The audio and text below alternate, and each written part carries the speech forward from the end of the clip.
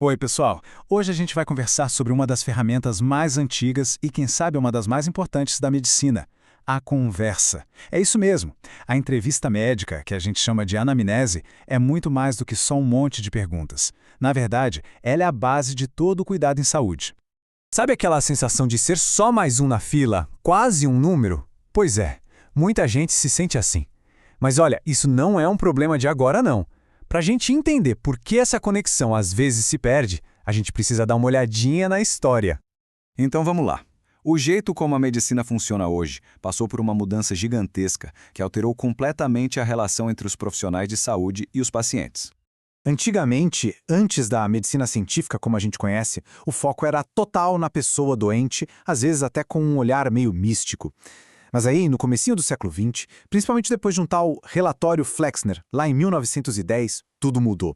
A medicina virou uma ciência super rigorosa e o foco saiu da pessoa para ir direto para a doença. O paciente, de certa forma, virou um objeto de estudo. Felizmente, hoje a gente está vendo o pêndulo voltar, com foco de novo no paciente, na pessoa como um todo. E o mais curioso é que a principal ferramenta para essa nova abordagem é, na verdade, uma das mais antigas que existem. É aqui que entra a tal da anamnese. A origem da palavra anamnese já é fascinante por si só. Ela vem lá do grego e significa, basicamente, trazer de volta a memória. A ideia não é só fazer uma lista de sintomas, sabe? É ajudar a pessoa a reconstruir e contar a história de saúde dela. É o jeito de conhecer de verdade quem está ali na sua frente. Então, o ponto central é este. A anamnese não pode ser vista como uma tarefa burocrática, um checklist a ser preenchido. É ela que cria o vínculo, a confiança entre o profissional e o paciente. É o alicerce onde todo o resto vai ser construído. E essa alicerce, essa conversa, tem funções muito, mas muito poderosas na prática. Vamos ver como isso funciona de verdade. Uma anamnese bem feita se apoia em três grandes pilares. O primeiro, claro, é construir essa relação de confiança. O segundo é que ela é a ferramenta principal para se chegar a um diagnóstico. E o terceiro, que é essencial, é garantir que a pessoa, de fato, siga o tratamento que foi combinado. A qualidade dessa relação, que nasce ali, na conversa, tem um impacto direto no sucesso de qualquer tratamento. Pensa bem, quando existe confiança, a pessoa se sente muito mais à vontade para falar o que realmente está sentindo, sem medo ou vergonha. Agora vamos para o segundo pilar, e essa afirmação aqui pode parecer até um pouco exagerada, mas não é. Os dados mostram que a conversa não só ajuda a chegar no diagnóstico, na maioria das vezes ela é o diagnóstico. É um número impressionante, não é? Cerca de 80% de todos os diagnósticos são feitos só com base em uma boa conversa clínica. Isso quer dizer que escutar com atenção pode evitar um monte de exames caros, desnecessários e às vezes até invasivos. É bom para todo mundo.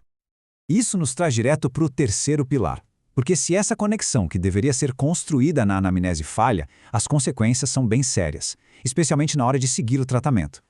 Os números aqui são de assustar. Alguns estudos mostram que até metade das pessoas não segue as orientações sobre medicamentos do jeito certo. E quando o assunto é dieta, a coisa piora. A adesão pode cair para só 25%.